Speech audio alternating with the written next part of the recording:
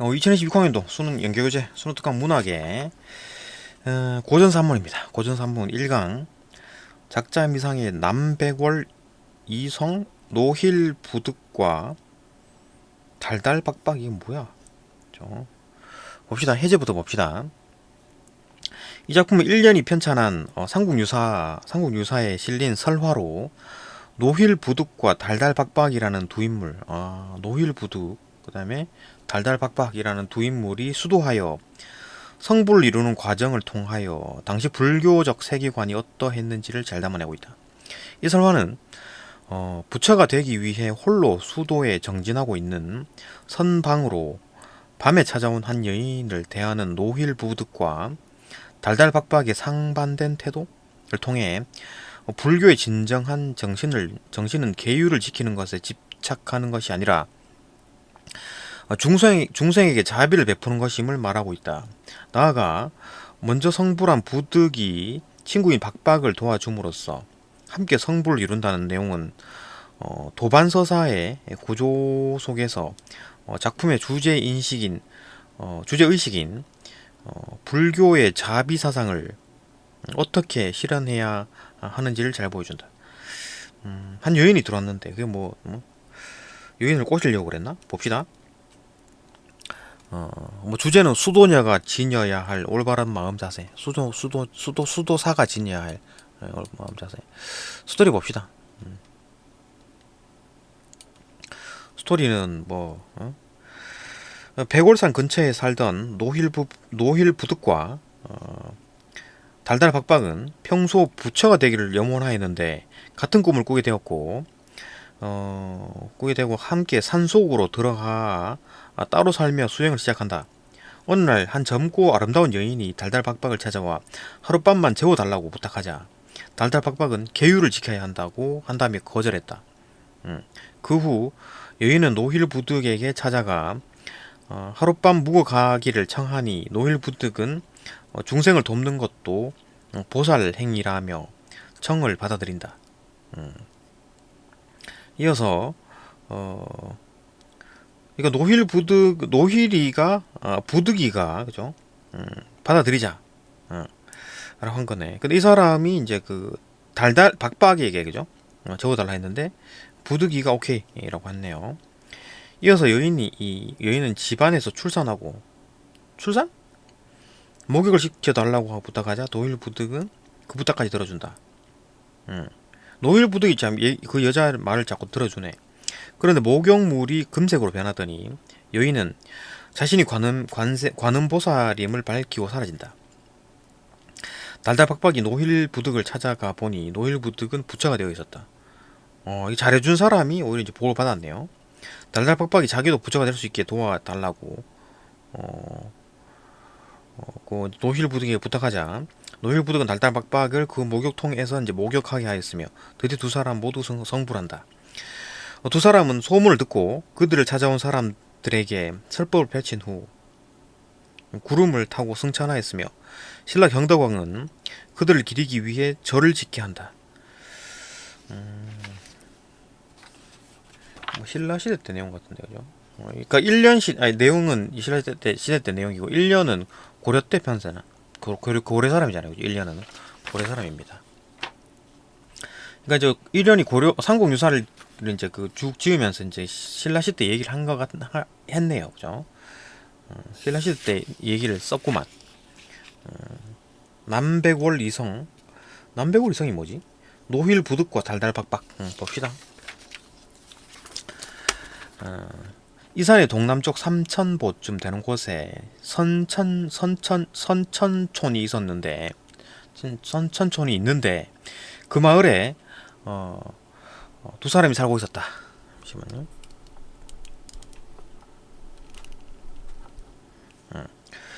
그 마을에 두 사람이 살고 있었다. 한 사람은 노힐 부득으로 아버지의 이름이 월장이고 어머니의 이름은 미승이었다. 한 사람은 달달 박박인데 아버지의 이름은 수범이고 어머니의 이름은 범마였다. 별로 중요한 얘기가 아니죠. 이들은 풍채와 골격이 평범하지 않고 속세를 벗어난 높은 사상이 있어서 서로 벗이 되어 사이좋게 지냈다. 20살이 되자 마을 동북쪽 고개 밖에 법적방으로 가 의지하며 머리를 깎고 승려가 되었다. 얼마 후에 서남쪽 치산촌 법종곡의 승도촌에 있는 오래된 절이 머물며 수양할 만하다는 말을 듣고 함께 가서 대불전, 소불전이라는 두 마을에 각각 살았다.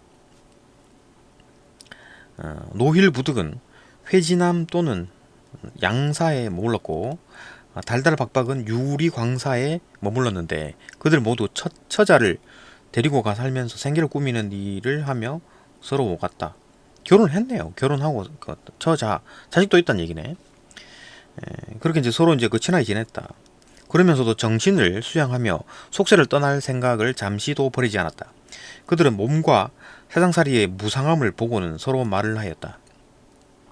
기름진 땅과 풍년든 해가 참으로 좋기는 하지만 옷과 음식이 마음대로 생기고 절로 배부르고 따뜻함을 얻는 것만은 부족 못하며 부녀와 집이 좋기는 하지만 연지화장에서 여러 부처와 앵무새 공작과 함께 즐기는 것만 못하다. 더구나 불교를 배우면 부처가 되어야 하고 참된 마음을 닦으면 반드시 진리를 얻어야 한다. 지금 우리가 이미 머리 깎고 승려가 되었으니 속세에 얽매인 것을 벗어버리고 무상의 도를 이루는 것이 당연한 노릇이거늘 어찌 계속 티끌 같은 세상에 파묻혀 세속의 무리들과 함께 지내려 하는가. 이들은 드디어 인간 세상을 버리고 깊은 산골로 숨으려 하였다. 이게 잘 살다가 이제 이런 식으로 됐네요. 그죠? 어느 날 밤 꿈에 백호광이 서쪽으로부터 오더니 그 빛 속에서 금색 팔이 내려와 두 사람의 이마를 쓰다듬었다. 백호광이 뭐야? 내려와서 두 사람의 이마를 쓰다듬었다. 깨어나 꿈 이야기를 하니 두 사람 꿈이 똑같아 함께 오랫동안 감탄하였다. 마침내 백월산 무등곡으로 들어갔는데 박박사는 달달박박이겠죠. 박박사는 북쪽 고개 사자암의 털을 잡아 8자의 판잣집을 짓고 살았으므로 판방이라고 하였고 부득사는 부득이 이름 뭐였더라? 노힐부득 그죠? 노힐부득 부득사는 동쪽 고개 돌무더기 아래 물이 있는 곳에 방을 짓고 살았기 때문에 뇌방이라 하였다. 각기 암자에 살면서 부득은 달달부득은 부지런히 미륵불을 구하고 박박은 달달부득이 아니구나. 얘는 그 노힐부득이고 달달박박은 미타불을 연불하였다. 3년이 못되어 경용 3년 기유년 4월 8일 성덕왕이 즉위한 지 8년이 되던 해의 일이었다. 해가 저물어 갈 무렵 20살 가량 되어 보이는 아주 아름다운 모습의 낭자가 갑자기 난초와 사향 냄새를 풍기며 북쪽 암자에 당도하고 자고 가기를 간청하면서 시를 지어 바쳤는데 그 내용은 다음과 같다. 나그네 걸음 늦어 해가 지니 온산은 저물고 길 막히고 성은 먼데 사방이 고요하네. 오늘 밤은 이 암자에 머물고자 하니 자비로운 스님께서는 화내지 마십시오. 그 이제 시를 지어 바친다는 게 뭐 글을 써서 이렇게 보여줬다는 얘기죠, 그죠? 박박이 말하였다. 달달박박이 저런 깨끗함을 지키는데 힘써야 하므로 그대가 가까이 올 수 있는 곳이 아니오. 이곳에 머물지 말고 빨리 떠나시오. 박박은 문을 닫고 들어갔다. 낭자가 남암으로 가 또 이전과 같이 간청하니 부득이 말하였다. 그대는 이 밤중에 어디서 왔소? 낭자가 대답하였다. 저희 고요하고 맑은 모습이 태호와 같은 몸인데 어디를 오고 가겠습니까? 태호가 뭐야? 태호? 기의 본체다고? 음양의 기의 본체래. 그런 몸인데 어디를 오고 가겠습니까? 다만 어진선비의 뜻과 소원이 깊고 덕행이 높고 견고하다는 말을 듣고 장차 보리를 이루도록 도와주려는 것입니다. 보리? 부처의 깨달음. 이걸 이루도록 도와주고 싶다. 그러고는 실을 하나 올렸다는 것 같다. 실을 올렸다고. 해저문 깊은 산길에 가도 인가가 보이지 않네. 소나무와 대나무의 그늘은 더욱 깊건만 골짜기의 시냇물 소리가 오히려 새롭네. 자고 가기 애원함은 길을 잃어서가 아니라 높은 스님을 인도하기 위함이네.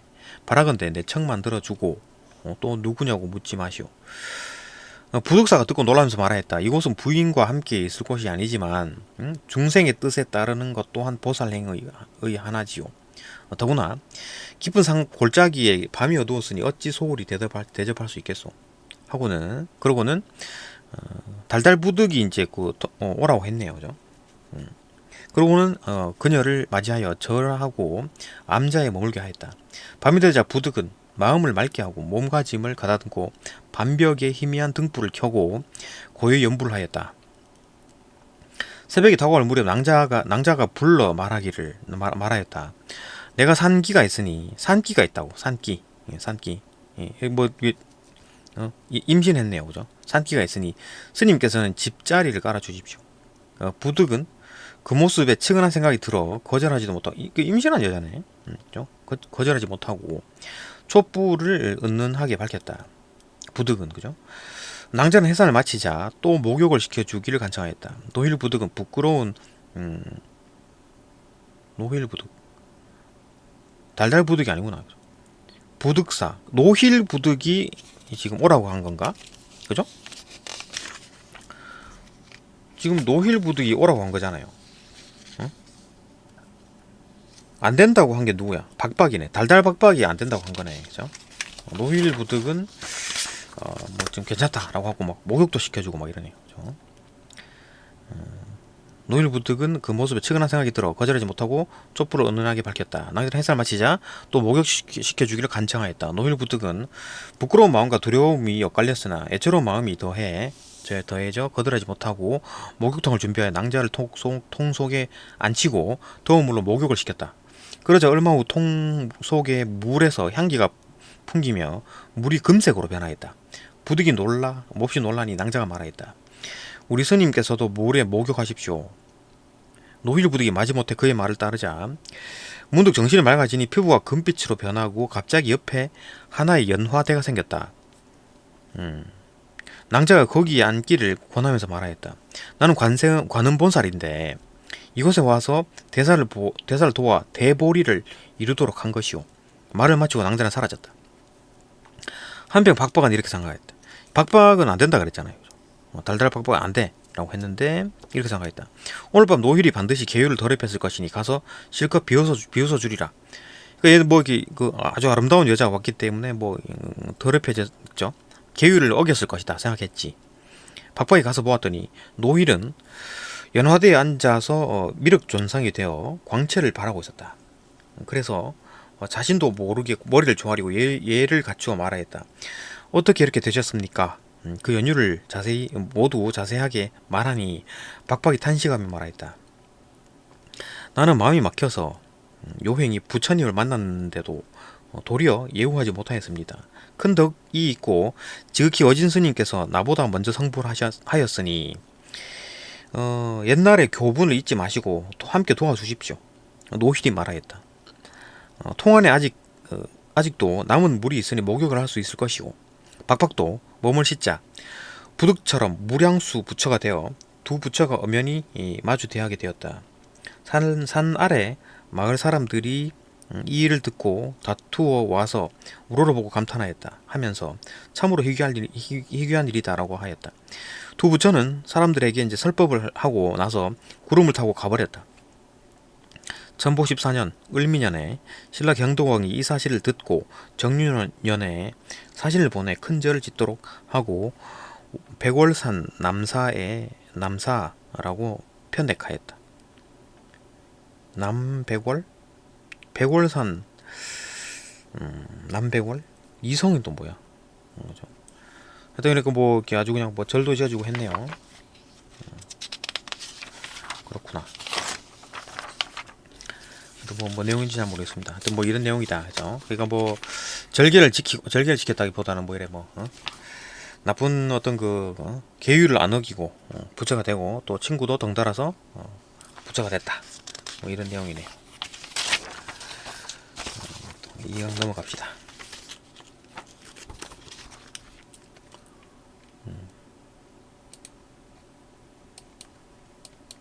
이강 뭐 채생기우 잠시만요.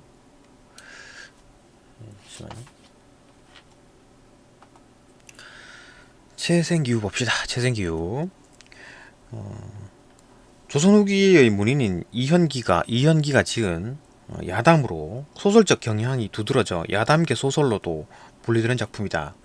몰락해 가는 양반 계급을 대표하는 채생의 아버지와 성공한 중인 계급을 대표하는 김영을 등장시켜 그 대조적인 생활 전경과 인물의 성격 및 심리를 사실적으로 묘사함으로써 조선 후기에 일어난 사회 변화의 모습을 드러내 보여준다. 채생의 아버지와 그 양반 계급이죠, 그죠? 몰락 양반이고 성공한 중인 계급 김영. 그 신분은 낮은데 더 잘 사는 거지, 그죠?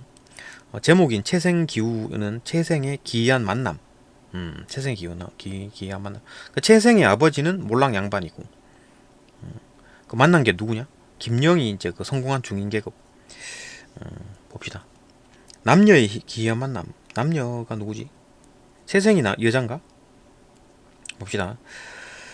기이한 만남. 몰락 양반과 성공한 중인의 이제 대조적 삶의 태도와 생활 전경. 일단 뭐 성공했으니까 뭐 잘 살겠지, 그죠? 몰락 양반은 뭐 못 살 거고. 봅시다. 조선 정조 때 숭례문 박 그 만리현, 만리제, 현재 만리제래요. 채생이라는 가난한 선비가 살았는데 채생이 남자네, 그죠? 그의 아버지는 몰락 양반이어서 가문을 다시 일으키려는 목적으로 채생을 엄하게 가르쳤다. 한식을 앞둔 어느 날 아버지의 명에 따라 성묘를 하러 가는 길에 채생은 어느 대저택으로 납치가 되어 아름다운 청춘 과부와 이제 비밀 결혼을 하게 된다. 납치가 돼가지고 과부와 비밀 결혼하게 됐대요. 채생이 아버지 몰래 소실로 맞이한 청춘 과부는 역관이자 큰 부자인 김영의 외동딸이었다. 김영은 혼례를 치르기도 전에 신랑이 죽어 과부가 되어버린 딸의 처지를 내추롭게 여겨 딸을 재혼시키고자 새벽에 이제 하인들을 거리로 보내가지고 처음 만나는 젊은 남자를 강제로 데려오게 했는데 우연하게도 그 대상이 채생이었던 것이다. 채생의 아버지는 뒤늦게 그 사실을 알고 경노하며 아들을 혼내고 김영을 불러 꾸짖는다. 그러니까 이제 양반이니까 김영을 불러 꾸짖을 수 있죠. 중인이니까 김영은 채생의 아버지가 몹시 흥분한 것과 달리 김영은 시종 침착한 태도를 유지하며 채생의 아버지가 원하는 대로 두 집안 사이의 인연을 끊기로 한다. 그러나 이후에 김영은 극심한 가난에 시달리는 채생의 집안을 적절한 때 편하지 않게 도우면서 시종일관 사르기 깊은 태도로 능수능란한 대처 능력, 따뜻한 인간미를 보여주어 채생의 아버지가 차츰 고집을 걷고 마침내 김영에게 모든 것을 의지하도록 만든다. 김영의 슬기롭고 교묘한 계획이 순조롭게 진행됨에 따라 김영의 딸은 채생의 집안의 며느리로 시댁 식구들과 화목하게 지내게 되고 채생은 김영의 물질적 지원에 힘입어 과거 공부에만 전념해 과거에 급제했다 하고 높은 벼슬을 하여 공명을 이룬다. 그럼 해피엔딩이네요. 해피엔딩이다. 그러니까 뭐 중인 계급은 이제 이렇게 이제 결혼시키면서 이제 그 신분을 상승시키니까 걔들도 이득인 거지, 그죠? 이득입니다. 봅시다. 채생이 아버지에게 잘 다녀왔다는 인사를 하자 채생이 그 가난한 선비, 그죠? 아버지는 산소가 어떻더냐 급히 묻고 또 정성스레 제기하고 제사를 지냈는지 물었다. 채생이 자세히 대답하자 아버지는 즉시 글 공부를 하라고 분파했다. 글 공부해라. 채생은 비록 입으로는 소리 내어 글을 읽었지만 마음은 완전히 김노인의 집에 가 있었다. 이제 지금 비밀 결혼하고 온 거죠. 청상 과부인가 청춘 과부, 젊은 청춘 과부랑 비밀 결혼을 한 상황이었죠. 하루는 아버지가 채생에게 안채에서 자라고 분부했다. 채생이 밤에 아내의 방으로 들어가니 부서진 창과 뚫어진 처마 틈으로 찬바람이 뼈를 뚫고 들어왔고, 안채에서 자라고 했는데 아내의 방? 안채가 아내의 방인가? 부들자리와 삼베이불에는 벼룩이 들끓었다. 아내는 나무 비녀에 댕강한 치마를 입고 떼낀 얼굴이 비쩍 말라 뾰족해졌다. 아내가 있었단 얘기인가? 안채가 누구야? 지금 하루 채생이 결혼하고 있는 상황인가? 아내가 있는데 아내가 지금 뭐가 좀 가난해가지고 말랐다. 그죠? 아내가 일어나 채생을 맞이했으나 채생은 좋은 마음이 전혀 없어 아내와 말 한마디 나누지 않았다. 자식이 결혼했으면 좀 잘해줘야지. 채생의 생각은 오직 김노인의 집의 향기로운 규방에서 누렸던 즐거움에 있을 뿐이었는데, 이 자식. 지난날의 만남은 꿈길 같고 훗날 만남은 기약하기 어려웠다. 그리하여 채생은 원진의 시 한 구절을 속으로 읊조렸다. 넓은 바다 건너 보니 강물이 하찮아 배고, 더 좋은 걸 보니까 하찮아 보인다는 거지. 무산을 보고 나니 다른 구름은 구름이 아니다. 그러니까 좋은 거 보니까 이제 지금 가지고 있는 것들에 대해서 좀 불만을 가진다. 그죠? 채생은 이 시가 바로 자기 신세와 똑같다고 생각하고 짧은 한숨과 긴 탄식 속에 몸을 뒤척이며 잠을 이루지 못했다. 새벽 종이 울릴 때가 되어서야 겨우 눈을 붙여 해가 중천에 오르도록 깨어나지 않았다. 아내는 새벽에 먼저 일어나 생각했다. 서방님 평소에는 나와 금술이 좋아서 늘 다정하게 대해주었는데 성묘 다녀온 뒤로 문득 냉담하게 대하는구나. 달리 정을 준 사람이 있어 나를 멀리하는 게 틀림없어. 아내는 채생의 안색과 옷을 자세히 살펴보았지만 낌새를 알아차릴 만한 단서가 없었다. 그러다가 우연히 채생이 차고 있는 배로 만든 주머니가 눈에 띄었다. 전에는 늘 텅 비어 있었는데 지금은 가득 차 있는 것이었다. 의심이 차츰 구름처럼 피어올라 조사해 보기로 하였다. 몰래 주머니 안을 열어보니 과연 작은 비단 주머니가 하나 들어있었고 그 속에는 부시와 부싯돌이며 바둑갈 모양의 은화가 들어있는 게 아닌가. 아내는 몹시 화가 나서 주머니 안에 든 물건들을 이제 자리 위에 버려놓고 채생이 잠에서 깨어나 스스로 부끄러워하기를 기다렸다. 얼마 뒤 채생의 아버지가 어미 꾸짖으며 들어와 말했다. 이 녀석 아직까지 잠을 자면 어느 겨울에 글 한자를 읽겠느냐. 문을 열고 질책하자 채생은 놀라 일어나 주섬주섬 옷을 입었다. 아버지가 눈을 돌려 방을 살피다가 문득 자리에 누워있는 작은 주머니를 발견하였다. 아버지가 발견했다고? 해괴한 일이다 싶어 채생을 그물 안에 넣어 대들보에 매달고 힘을 다해 매질을 했다. 채생은 고초를 견디지 못하고 일일이 실토를 하고 말았다. 아버지는 한층 더 격노하여 길길이 뛰더니 편지를 써서 이웃집 파인 하나를 시켜 김영을 불러오게 하였다.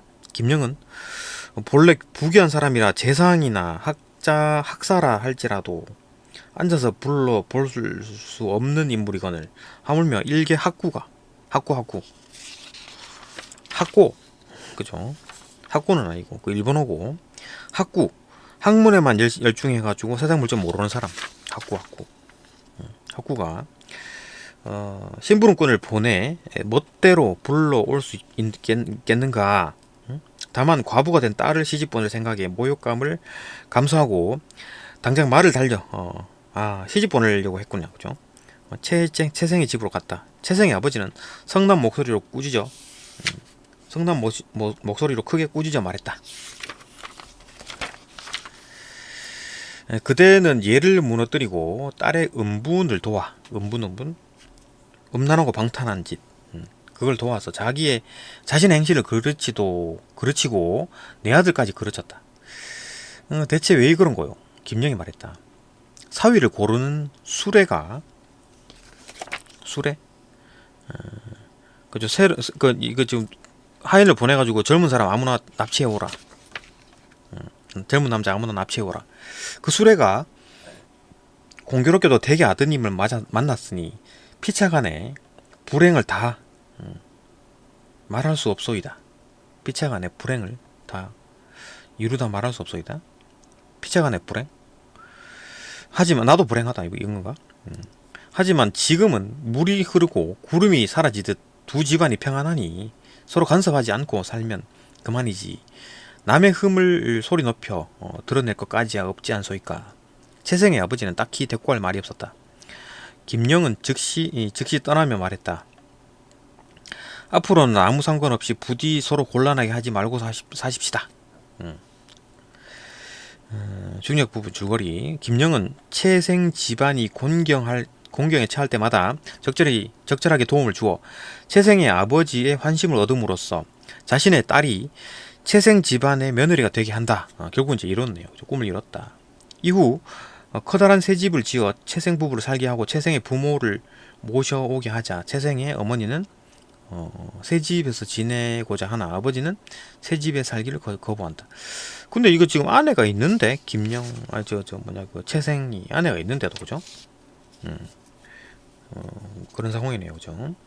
하여튼 뭐 당신 혼자 가라. 아버지는 꼿꼿하네. 당신 혼자 가시오. 나는 이 작은 집을 지킬 테니. 그러자 어머니는 좋은 날을 택해 이제 이사를 했다고? 어머니는 이사를 갔네요, 그죠? 아버지가 때때로 가보면 수십 명의 하인들이 대문 밖에 나와 맞이하고 하며 절하고 좌우에 에워싸고 곧장 별당으로 모셔 들어갔다. 별당은 바로 아버지가 간혹 와서 머물 수 있게 하려고 만든 곳이었다. 별당에 들어가면 서가에는 책이 가득하고 섬돌에는 화초가 우거졌으며 심부름한 하인들이 앞에 거득해서 물 흐르듯 분부에 응했다. 들어가 아내를 만나니 아내의 처소도 별당과 마찬가지였다. 해가 지도록 앉았다 누웠다 하노라니 차마 이곳을 버리고 떠날 수 없었다. 결국 억지로 집에 들어오면 무너져가는 두억한 초라한 집이 언제나 그렇듯 억지로 집에 돌아오면 이제 가난한 집에 돌아오게 되면 무너져가는 두칸 초라한 집이 언제나 그렇듯 쓸쓸하기만 했다. 문득 이런 생각을 들었다. 내 여생이 얼마나 남았나. 손가락 한번 튕길 만큼 짧은 시간에 불과하거늘 내가 이리 고생을 자처하며 살아 무엇할꼬. 급히 채생을 불러 말하였다. 나 홀로 빈집에 살며 내게 아침 저녁으로 밥을 나르게 하는 게 도리어 폐가 되는구나. 또 가족이 밥을 계속 이제 아버지한테 갖다 줬군요. 또 가족이 따로 사는 것도 늙음하게 어려운 노릇이다. 나도 새 집에서 단란하게 함께 지내고 싶은데 내 생각은 어떠냐. 세상이 매우 기뻐하며 좋다고 했다. 아버지가 그날로 옮겨가니 모친도 다른 말 없이 기쁨이 100배나 컸다. 김영은 서울 근교의 비옥한 땅 1,000묘를 채생에게 주었다. 김영이 좋네요. 땅을 줬네. 채생은 집안 살림 걱정이 사라지자 오로지 과거 공부에만 힘썼다. 얼마 뒤 과거에 급제하여 세상의 공명을 떨치고 마침내 벼슬이 판서에 이르렀으며 금상즉위 초에 기사의 신하로서 임금의 두터운 은혜를 입었다. 채생의 어떤 기이한 만남. 채생기, 위헌기.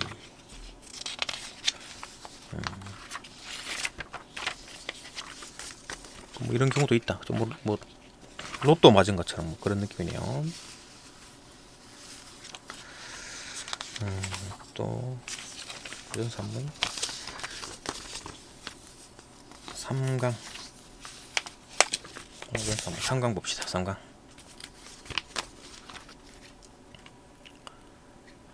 3강까지만 봅시다.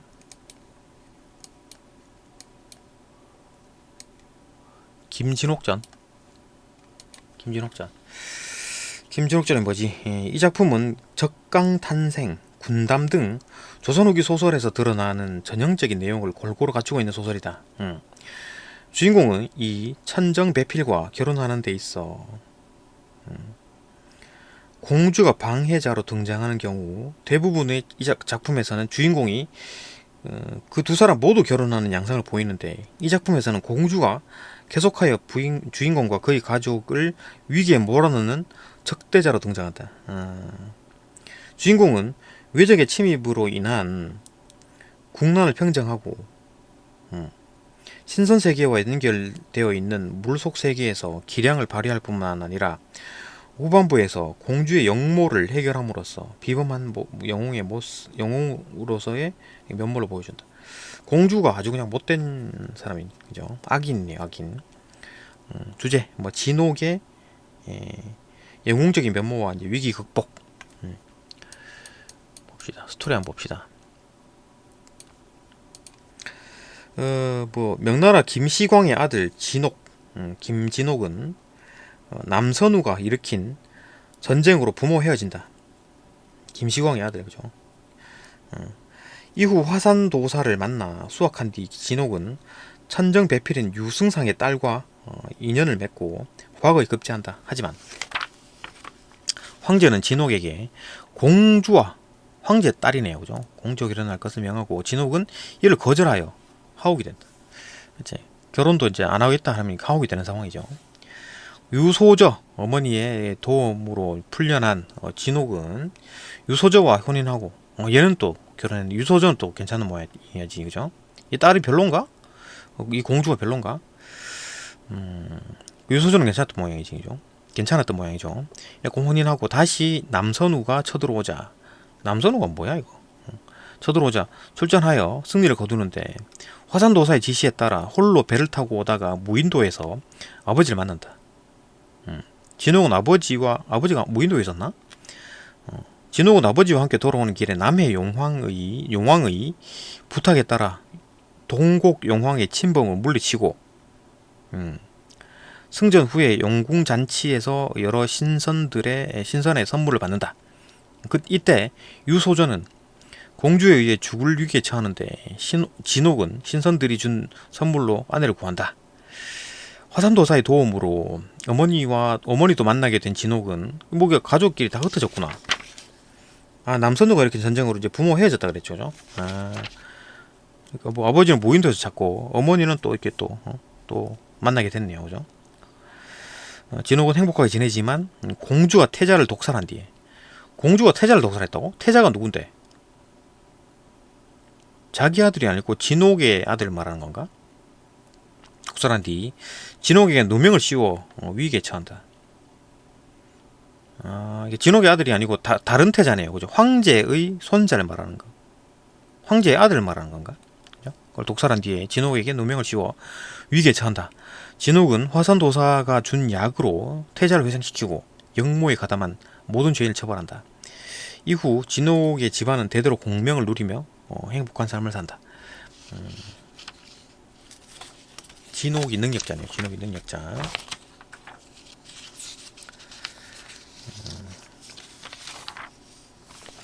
길다. 봅시다. 천상에서 죄를 지은 죄로 지상으로 내려온 진옥은 이 원래부터 하늘에 있던 사람이었군요. 진옥은 남선우의 침입으로 가족과 헤어지고 화산도사의 가르침을 받은 뒤 장원급제를 한다. 이후 진옥은 공주와의 결혼을 거부하며 천정배필인 유소저와 결혼하고 혼인하고 남선우가 재침입하자 출전하여 대승을 거둔다. 귀국하던 진옥은 홀로 배를 타라는 화산도사의 명을 받고 우연히 한 섬에서 아버지를 만난다. 아버지와 함께 돌아가던 길에 진옥은 용왕이 보낸 동자를 만난다. 이래가지고 용왕이 원하는 용왕이 좀 전쟁 좀 쳐달라 그래가지고 또 이기죠, 그죠? 봅시다. 원수가 부친을 모시고 동자를 따라 들어가니 여기 이제 그 용왕, 그죠? 이 밑에 그 바다에 사는 어떤 그 용왕, 의 원수겠죠. 그 원수가 이제 부친을 데리고 동자를 따라 들어가니 천지 명랑하고 일월이 조요하니 또한 별건곤이라 이러라. 궁궐이 장려하고 황금 대자로 썼으되 수정궁이라 하였더라. 용왕이 원수를 맞아. 원수가 진옥이겠네, 그죠? 원수가 진옥이네. 용왕이 원수를 맞아 백옥상에 좌정한 후 가로되 과인이 일찍 대원수의 대명을 들은 지 오래이되 유현이 노수한 고로 봉영치 못하고 앉아 맞으니 심히 불안토소이다.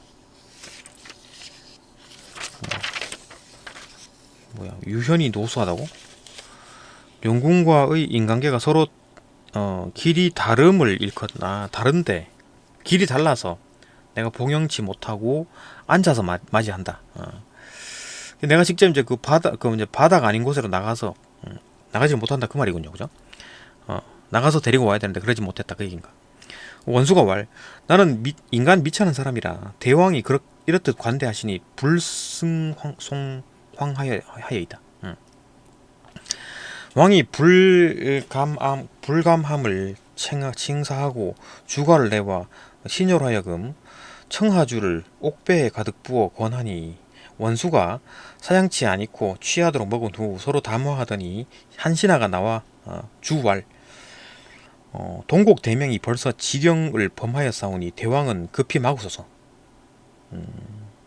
하거늘 용왕이 원수더러 왈 과인이 원수께 청할 말씀이 있사오니 한번 수고를 아끼지 말으소서. 원수가 왈 무슨 말씀이신지 알고 하자 하나이다. 왕이 왈 동국왕이 나쁜 놈이네요. 동국왕이 강포를 믿고 대군을 몰아와 과인을 치되 과인이 그 강악을 당하지 못함에 장차 위태하기로 당돌이 원수를 청하였사오니 그 강병을 막아주면 주시면 은혜 난망할까이다. 좀 막아달라는 얘기죠. 원수왈 복은 진세한사라. 복. 남자가 자기 본인을 말하는군요. 나는 진세한사라. 비록 조그만 재용이 있으나 수부 조화 무궁한 용왕을 어찌 당하리요. 그러니까 얘가 지금 화산도사한테 뭘 배웠죠, 그죠? 배워갖고 능력이 있는 상황이다. 그런다 하더라도 내가 용왕을 못 당할 것 같다. 용왕왈 원컨대 원수는 한번 수고를 아끼지 말아서서. 원수왈 사세 여차하니 어찌 사행하리 있고 대왕은 무루하소서. 왕이 대의하여 깊어서 정병 80만을 조발하여 주고 천리 비룡마와 백리희 소금을 주며 수부대독을 하이니 원수가 부친과 용왕께 하직하고 나오니 기치창검과 군사의 정숙함이 인간과 다름없더라. 각설 원수가 거느리고 바다를 건너 장졸이 일야대풍의 원수의 탄배에 표풍하여 간 곳이 없는지라. 군중이 황황하여 제장군졸이 두루차수대 종적을 모르는지라. 할 일 없이 장졸들이 주야도배하여 황성에 득달하여 천자께 이 사연을 주달하니 하오니 상이 들으시고 대경차탄하시고 다른 제장군졸들은 무사귀국함을 기꺼하시나. 원수의 포풍함이 뭐야? 표풍함을 슬퍼하시고 괴이 여기 하시더라. 그러니까 원수가 지금 바다에 가 있죠, 그죠? 용왕 만나고 있는 상황이니까 지금 이건 이제 그 땅에서 황제가 지금 없어졌다, 그죠? 황제가 이제 지금 원수가 없어진 게 진옥이 없어진 거에 대해서 조금 괴이하게 여겼다. 차시 유승상이 이 말을 듣고 대경칠색하여 부인과 유승상 딸과 결혼했죠, 그죠? 유승상이 이 말을 듣고 대경칠색하여 부인과 소저와 주야 근심하며 선행으로 살아 돌아옴을 축수하더라. 선시의 우양 공주가 이 공주가 나쁜 사람이죠. 우양 공주가 김진옥이 파혼함에 형성군의 며느리 되었으니 김진옥이 파혼함에 형성군의 며느리 되었으니 김진옥의 부마됨을 지극히 피함을 시기하여 항상 모해할 뜻을 두고 파혼함에 그러니까 김진옥이 공주와 결혼하려고 그랬다가 얘가 거절했죠. 그래갖고 파혼됐다. 그래갖고 형성군의 이제 며느리가 딴 데 며느리가 됐다고. 그래가지고 딴 데 결혼했군요. 딴 데 결혼은 시집 갔네. 김진옥의 부마됨을 지극히 피함을 시기하여 항상 모해할 뜻을 두고 그 기틈을 보더니 원수의 표풍하여 사생을 모름을 듣고 대희하여 이에 전승상과 부마 전여선과 좌승상 이선영과 병부상서 정동한 등을 더불어 밀밀히 계교를 풀어 베풀어 천적에 주하되 갑자년 난중에 김시광이 남선으로 더불어 내응하다가 뜻을 이루지 못하오니 도망하여 김시광이 남선으로 더불어 내응했다고? 내응 안 했는데 도망하여 월국에 들어가 대국을 도모하자 하니 이는 반역지신이요. 이제 덮어 씌우는 거네, 그죠? 또 김진옥이 이 월국을 항복받고 돌아오는 채 하다가 이제 도망했사오니 지금 사라진 상황이죠. 행방불명 상황이 표풍한 상황이죠. 그 뜻을 불가측이니 이는 역신이다. 그 처자를 어찌 그저 둘이까? 보건성상은 숙찰지하소서. 뭐 죽이란 얘기인가? 뭐 벌하라는 얘기인가? 상이 들으시고 여기서 그런 것 같네라고 생각했네요. 유승상을 삭탈관직하고 뭐 상은 또 왜 이래, 그죠? 삭탈관직하고 관작하고 진옥의 처 유소절을 잡아다가 죽이려 하였다. 죽냐? 유씨가 할 일 없이 옥중에 있어 주야로 한림에 오기를 기다리는 아직 도착이 안 됐네요. 오지는 아니하고 옥빈 홍안에 눈물이 거칠 날이 없더라. 일일은 몸이 곤비하여 유소절을 말하는 것 같은데, 그죠? 몸이 곤비하여 누웠더니 비몽사몽간에 한 선녀가 구름 속에 내려와 유씨 곁에 앉으며 왈 낭자야, 인간 고행이 어떠하니 있고, 낭자가 서름 끝에 영화가 돌아오리니 옥보 방신을 보호하여 질에 손상치 말아소서. 그러니까 좋은 날 올 거니까 손상치 말고 잘 있어라 하고 간대업건을 놀랍게이니 한 꿈이라 낭자가 슬픈 중에 생각하되 나 같은 박명한 몸을 귀신이와 명백히 가르치니 하늘이 이런 인생의 살피심이 또다.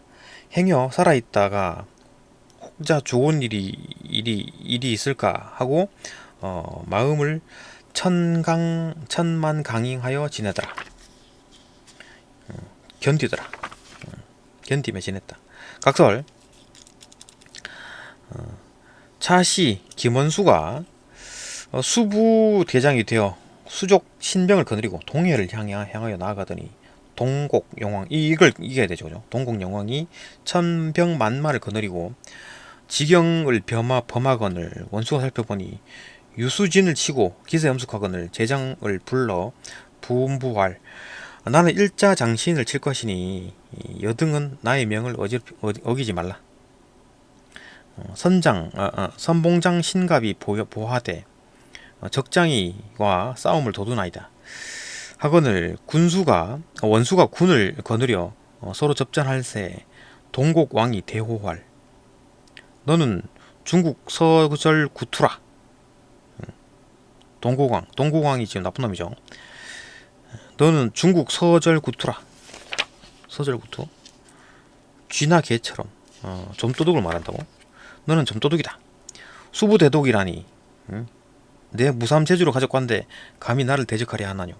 죽기를 아끼거든 일찍 항복하라. 원수가 대로말 동고광 필부가 어찌 무례하리요. 내 비록 풍운조화를 가졌으나 내 어찌 감히 나를 당하리요. 내 능히 나를 당하면 내 당당히 항복하리라. 동고광이 대로하여 칼을 두르며 내다건을 원수가 맞아 싸워 승부를 다툴새 원수가 칼을 들어 왕의 명문을 치니 이 왕이 몸을 기울여 피하며 서로 싸워 30여 합이 되도록 승부가 없더니 영왕이 당치 못할 줄 알고 말머리를 돌이켜 달아나며 생각하되 내 힘으로는 능히 당치 못하리라 하고 운무를 일으켜 천지자옥하니 원수가 정이 왕을 잡게 되었더니 잡았네. 문득 천지아득하고 지책을 분변치 못하리라. 원수가 패하여 본진에 돌아와 왕을 잡게 되었더니 돌아와서 패하여 본진에 돌아와 제장들과 의논할지 용왕의 조화가 불측하니 마땅히 개교로 잡을 것이다. 못 잡았는데? 못 잡았다는 얘기잖아. 원수가 정의 왕을 잡게 되었더니 이건 뭐야? 하여튼 못 잡은 상황입니다. 그죠? 불측하니 마땅히 개교로 잡을 것이라. 이제 용왕이 우리 패함을 업신여겨 태만하리니. 그러니까 일부러 패했다는 얘기인가? 원수가 패했다. 일단 뭐 좀 패한 걸 업신여겨서 우리가 졌기 때문에 그 반대쪽에서 너무 기세가 등등할 것이다. 그리고 태만할 것 같다. 이때를 당하여 급직하면 승전하자 하고 제장들을 각각 개교를 가르치고 삼경에 밥 먹고 사경에 행군하여 치기를 준비하라 하니 제장이 청령하고 물러가더라. 때정이 사경이 되매 원수가 군사를 휘동하여 적진에 돌입하니 하니 적진 장졸이 불의 지변을 당하여 죽은 자가 부지기수로라. 적군이 많이 죽었다는 얘기죠. 왕이 정이 칼을 들고 나오다가 말이 무릎을 꿇으니 왕이 번신낙마하는지라. 원수가 마침 이르러 용왕의 낙마함을 보고 달려들어 왕의 꼭 뒤를 잡아 지르니 꼭 뒤? 뒤통수 한가운데 꼭지를 잡아 엎지르니 군사가 달려들어 긴긴히 결박하여 본진으로 보내고 챙처 군인을 거두고 승전고를 울리며 돌아와 장대를 높이 앉아 용왕을 장대하에 꿀리고 항복하라 하니 왕이 항천 탄식키를 맞이 아니고 항서를 써 올리거늘. 이제 이겼다는 얘기죠, 그죠? 그러니까 왕이 이제 항서를 항복하는 그걸 올리거늘. 원수가 항서를 받아 왕이라는 게 지금 나쁜 놈이죠, 그죠? 나쁜 놈이고 원수가 지금 우리 편이고 항서를 받아 승전한 사연을 용왕에게 알리니 용왕이 대의하여 원수의 부친을 청하여 사례할 양계 인재에 많은 줄은 이미 안지 오래거니와 영랑과 같은 명장을 만나 과인이 저의 은혜를 태산과 같이 입어 만년 유택을 안복해 하시니 여차 대공을 장차 무엇으로 갚사오리까. 고맙다는 얘기죠. 하며 사자를 발하여 원수에게 문후하여 맞아 올세 심리 외에 나와 친히 영접하여 좌정한 후 만만칭사하고 술을 받들어 올려 권하니 원수가 순순히 접배하고 할. 승전하기는 다 대왕의 홍복이라 어찌 복의 공이라 하리 있고 용왕이 김승상으로 서해군을 봉하고 원수로 동해군을 봉하고 대연을 배설하여 각각 용왕을 다 청하고 모든 선관선녀를 청하니 오래지 않아 용왕과 모든 선관이 이르러 좌를 정하고 팔진미 찬을 올려주고 주배를 날려 즐길새. 뭔 얘기는 모르겠지만 하여튼 뭐 파티처럼 하고 있던 얘기죠. 용왕이 근본 승전한 공을 칭송하니 모든 용왕이 많네? 한두 명이 아닌 모양이네. 모든 용왕이 칭찬함을 마지 아니더니 문무 관원이 보하되 일광로, 여동민, 이태백, 두복지, 소동파, 장건이 오시나이다. 이거 뭐 아주 그냥 글쓰기로 유명한 사람들이죠. 하거늘 이 사람들 왔다는 얘기죠. 왕이 국문 밖에 나와 맞아 입실 좌정함에 제선이 원수의 손을 잡고 왈 우리를 모르나냐? 원수 대왈 자세히는 알지 못하나이다. 한 성관이 이르되 나는 일광노요 저는 여동민이요 이는 두복지 소동파 이적선이라. 이거 뭐 대체로 뭐 그냥 유명한 글 짓는 어떤 천재들이죠, 그죠?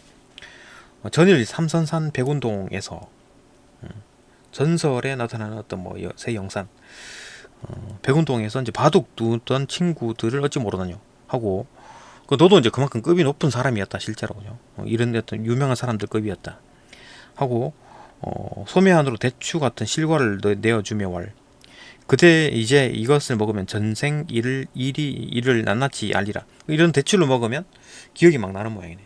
대추가 좀 머리가 좋아지는 약인가? 하거늘 원수가 받아 먹으니 과연 전생의 일이 안전에 버렸는지라. 안전 이거 눈앞에 쫙 버려진다. 보인다는 얘기지. 김진옥전. 기네요, 그죠? 이거 너무 오래 했다. 네, 여기까지 보고 또 다음 영상으로 넘어갑시다.